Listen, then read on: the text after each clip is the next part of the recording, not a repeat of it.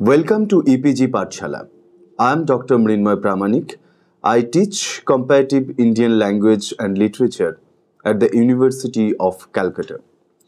Now we will discuss about Al-Badauni and his contribution in Indian poetic thought, Indian poetics, and most significantly his contribution in literary historiography.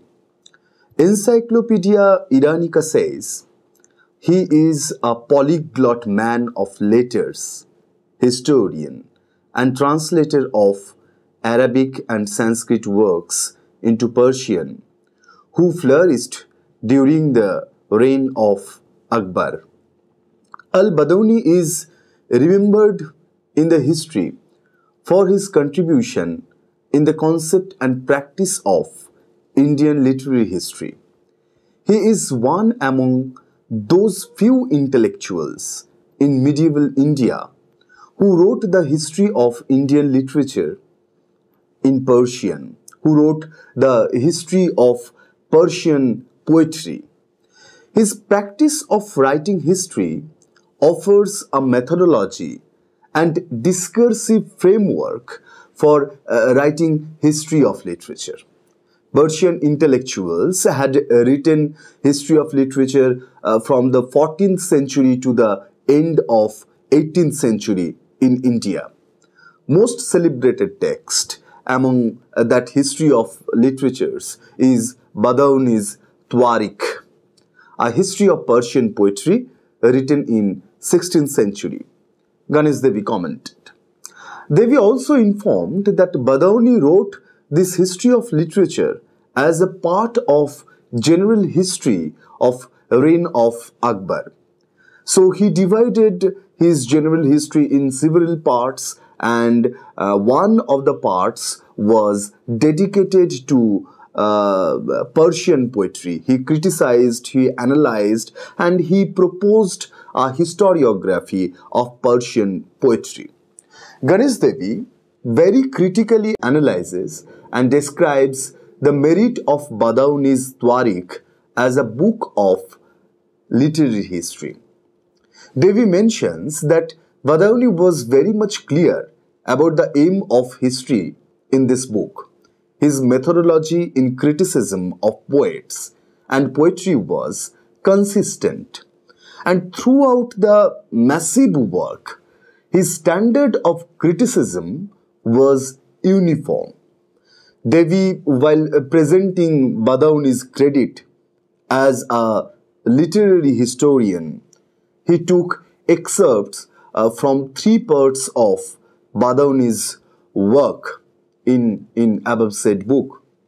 Those are introduction, conclusion, which talks about historiography, and the detailed analysis on the contribution of the poet Faizi, which shows methodology of writing history of literature and also offers a methodology of criticism on poetry. Badauni took birth in 1540 and died in 1615, and he is known as Indo-Persian historian, one of the most important writers on the history of Mughal period in India. As a young boy, Badauni lived in Vasawar and studied at Sambhal and Agra.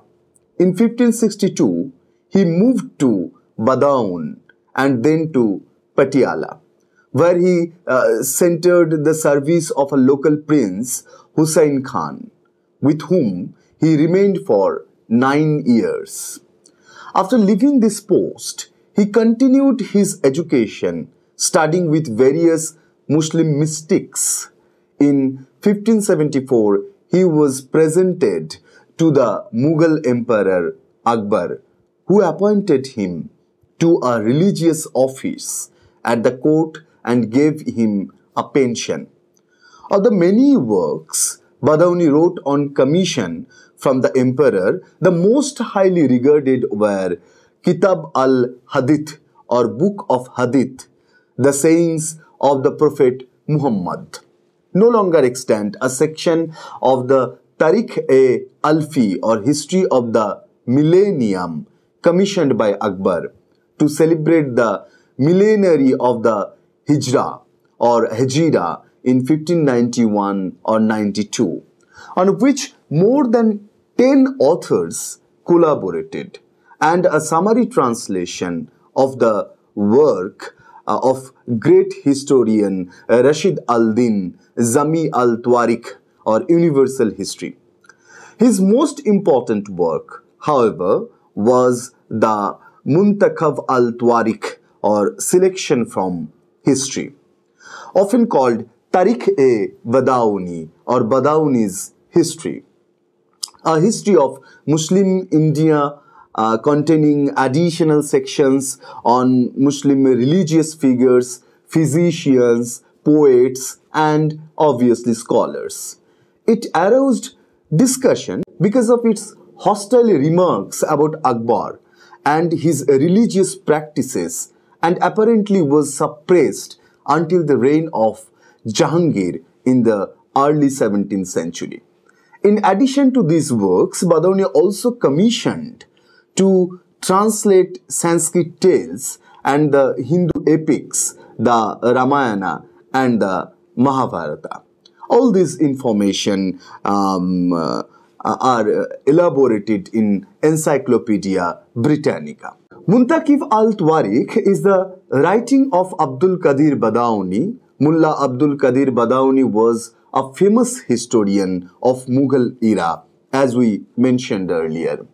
He was the first translator of Mahabharata. He also translated Ramayana, the major religious book in Hinduism, and those books had immense influence in different Indian languages and in outside of India also.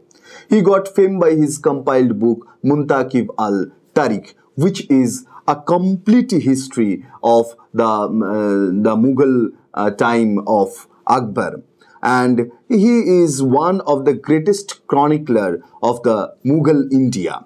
And this history is kind of inclusive history which includes different subjects of the time of Mughal Emperor Akbar. Now, we can begin with the chapter 1, which is very significant as the historiography of writing the history of literature.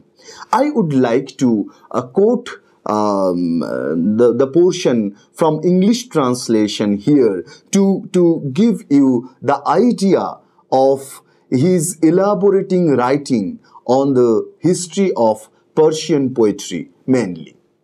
In chapter 1, he said, I will state at the outset that as the author of the Tarikh-e-Nilami has given an account of the nobles of the Rim immediately after his history of the empire, and as most of them are now dead and gone to perdition, I will refrain from polluting the nib of my pen with a description of such wordless wretches, and will commence with the enumeration of some of the holy men of the age, for an account of noble men who have chosen the way of God is in every way to be preferred to an account of scoundrels and debauchees. And so will I not be a mark for threats and comminations. Throw dust on the faces of those who praise without stint. And again he said, may God protect us from the wickedness of tyrants. An account of the base acts of the followers or the followers of divine faith.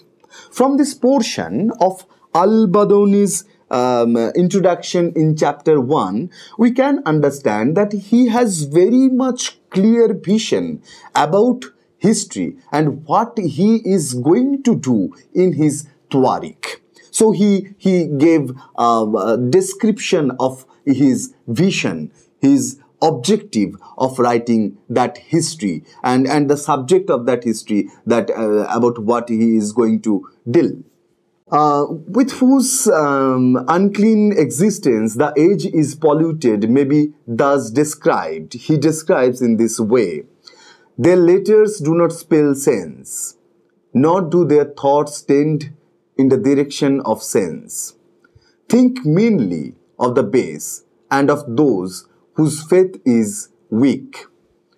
Form the same estimate of the latter as of the former, when one can call to mind one's friends, and so make the heart a garden of sweet memories. Pity were it to mention one's enemies, for that were to quit the sweet garden for the maiden. The holy men, by whose noble existence the reign of Akbar Shah was adorned, have now for the most part withdrawn, as the Anka retires to the mountains of Kaf, to the neighborhood of the great god. It is as though they had all conspired together to roll up and remove the baggage of life from this dwelling of care and deceit, and to take up their abode in the home of joy and bliss. And now of that caravan not one remains to encourage stragglers. The mansions are deserted, temporary and permanent, dwelling alike. Nothing remains but owls and rubbish. So, from this description in this chapter, we can understand that those very good people, good human being, or the scholars, the Akbar was surrounded by, were sent to heaven, sent near to God, and we can find that Badauni had great devotion towards his emperor Akbar, and he said, I shall begin with that class of men who are regularly employed in the imperial service until their fame reached such a pitch that it was as manifest as the sun at midday. So he wanted to write the history of those great people, those efficient people who were engaged in the royal court of Akbar and who had enough contribution in making the intellectual sphere of Mughal India in the time of Akbar. This chapter shows the historiographic understanding of Badauni, that how the history of Mughal empire will be written, who will be focused, who or what will be the subjects of that history. We can understand from this chapter, and this is very much historiography. And the next component what we would like to discuss here is his description, his analysis and his criticism on the poet Sheikh Faizi, the poet laureate Sheikh Faizi.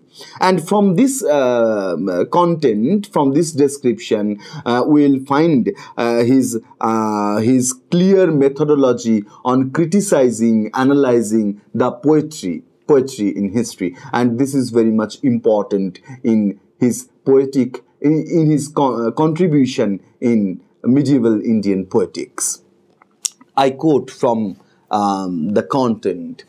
In many separate branches of knowledge, such as the poetry, the composition of enigmas, prosody, rhyme, history, philology, medicine, and prose composition, Sheikh Faizi had no equal in his time. Sheikh Faizi was an multifaceted intellectual of that time. At first, he used to write under his well-known poetical name of Faizi, but later, imitating the title of his younger brother, whom the emperor describes in writing as Alami, and in order to glorify himself, he chose a poetical name in the same measure, that Fayazi, but it did not suit him, and 1 or 2 months later, having packed up the baggage of his life, he took it from the world with the most bitter regret. He was a master of malevolent activity, idle jests, conceit, pride, and malice, and one epitome of hypocrisy, baseness, dissimulation, love of pomp, arrogance, and ostentation. All Jews, Christians, Hindus, and fire worshippers, not to speak of Nizaris and Savihis, held him in the very highest honor for his heresy. His enmity to the followers of Islam, his reviling of the very fundamental doctrines of our faith, his contemptuous abuse of the noble companions of the Prophet and those who came after them, and of holy sheikhs, both dead and living, and of his unmannerly and contemptuous behavior towards all learned, pious, and excellent men, both in secret and openly, and both by day and by night. Not content with this, he used, despite the sacred faith of Muhammad, may God bless and assuage him and his family, to regard all forbidden things as lawful and all the injunctions of the sacred law as unlawful. And with a view to washing away the stain of his ill repute, which the waters of 100 oceans poured over it, till the day of judgment will not wash away, he used in the height of his drunkenness, and while he was ceremonially impure, to write a commentary on the Quran, written entirely in words which contained no dotted letter, and his dogs used to trample on it in all directions. Many abusive chronograms were discovered for the date of his death. One was as follows: when Faizi, the atheist, died, an eloquent man uttered, as the date of his death, the words, "A dog has gone from the world in an abominable state." Another said, "The date of the death of that carrion Faizi is fixed by the words, 'The four religions of fire.'" Another found the following chronogram: Faizi, the inauspicious, the enemy of the Prophet, went bearing on him the brand of curses. He was miserable and hellish dog, and hence the words, "What dog worshipper has died?" give the date of his death. In the same strain was the chronogram, "The laws of apostasy have been overthrown," and another wrote, "Faizi was an apostate," and to the same effect is the following: "Since he could not choose but go, there is no help but that the date of his death shall be found in the words, 'He is forever in fire.'" Now, from these all chronograms and the poetic lines, what are quoted here about Faizi and Faizi's death, we can understand that Al-Badawi had reading, a diachronic reading of text and diachronic reading of books on the people whom he is going to write about, and he has great liking towards Faizi because of Faizi's talent, and he understood that Faizi is to be included in his history if he would like to write an inclusive history of the Mughal Empire of the time of Akbar. And that is why Faizi is included here. And why Faizi is important for our discussion, because Faizi was multifaceted talent of his time, and no one was equal to Faizi in expression of talent in different field of human practices. And that is why Badauni was historicizing, Badauni was criticizing Faizi in his history. And we can understand that Faizi's very position, very liberal position, was very much criticized by those scholars or those poets who were blind, who had blind devotion towards the popular religious belief of Islam. And Badauni took all those texts to represent Faizi from all the directions, from all the point of criticism. He wrote poetry for a period of exactly 40 years, but it was all imperfect. He could set up the skeleton of verse well, but the bones had no marrow in them, and the salt of his poetry was entirely without savour. His taste in lewd raving, in boastful verse, and in infidel scribblings is well known, but he was entirely devoid of any experience of the love of truth, of the knowledge of God, and of any idea of a painful longing for God. And a favorable reception is the lot of enemies.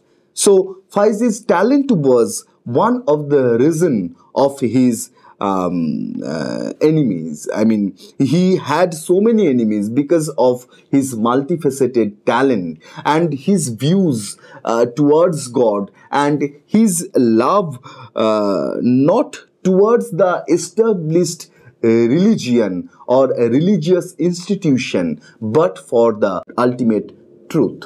Although his Divan and his Masnavi contain more than 20,000 couplets, there is not among them one couplet that is not as much without fire as his withered genius, and they are despised and rejected to such an extent that no one, even in lewdness, studies his verse as they do those of other base poets.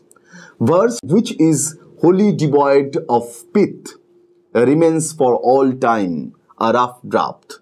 And this is stranger still, that although he is spent the whole revenue of his jagirs in having his misleading lies written and copied, and has sent copies of them to all his friends, both far and near, nobody has ever taken a copy in his hand a second time. So, thy poetry has doubtless taken a lesson from the dignity of the veil, for it displays no desire to come out of its private corner in the house.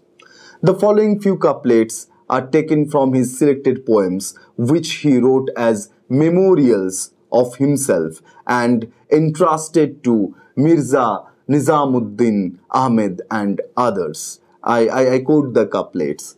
Cover not thy eyelashes when thy eyes travel like feet, or the for stout wayfarers march with naked feet. Why dost thou cut my hand, thou sword of love, if justice is to be done? So all these couplets are taken from his writing of poetry.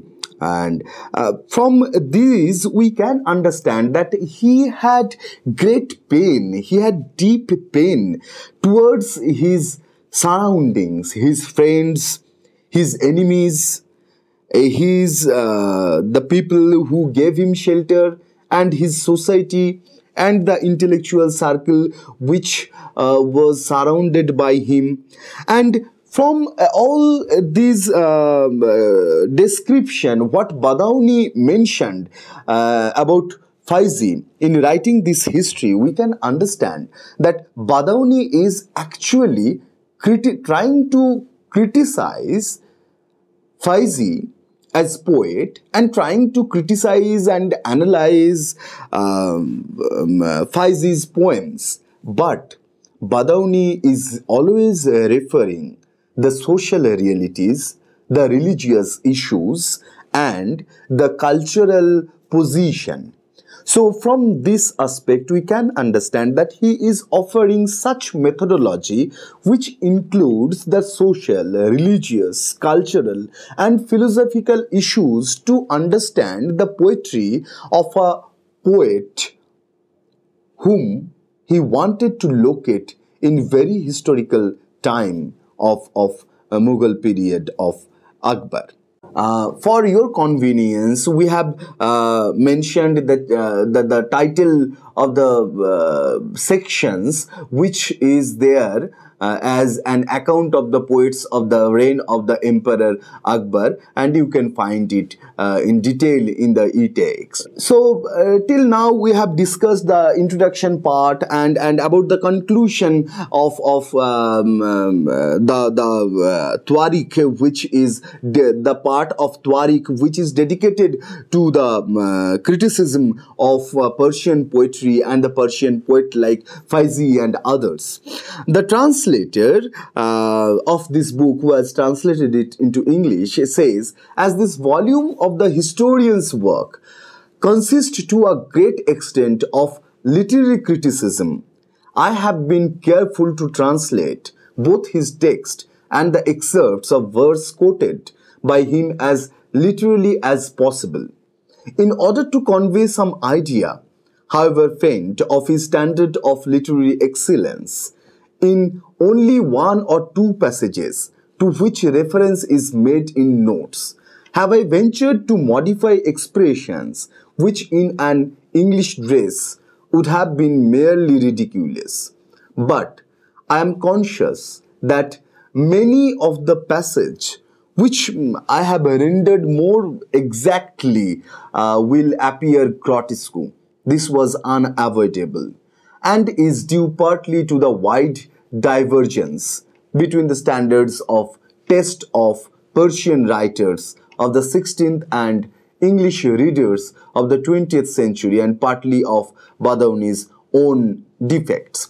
So the translator notes about this work is also important, that we have some difficulties to understand the original text because of the language barrier, and Badauni wrote it in 16th century and the translation published from Asiatic Society in 20th century. Now let us conclude our discussion saying that this Mughal historian Badauni wrote his work of history Twarik in the last decades of 16th century. This work has been closely read only in its later parts, and the resulting image of the author as derived from the text is one of a venomous and fundamentalist theologian who had opposed the conciliatory policies of the Emperor Akbar towards his Hindu subjects. However, by analyzing the first volume of this work, which deals with the pre-Mughal history of India, and comparing it with the work of the contemporary historian Nizam al-Din Ahmed, one can detect a systematic pattern of editing by Badauni with far-reaching implications. Badauni was staunchly anti-absolutist and had displayed a kind of identification with India and its population from diverse status and persuasions that superseded dynastic and even strictly religious affiliation. To properly evaluate Badauni's contribution to Mughal intellectual and cultural history, we need to heed the older intellectual traditions to which he was hired and place him in the context of the rise of absolutism and the religio-social upheavals, such as that of the Millenaria Mahdavi movement in 16th century Western Eurasia. So this is kind of criticism what we find in a recent study about al-Badauni. But the significant thing about al-Badauni is, above all this criticism and above all this study of his limitations, his defects, his position, and his devotion towards Mughal Emperor Akbar, what is significant in Indian literary history?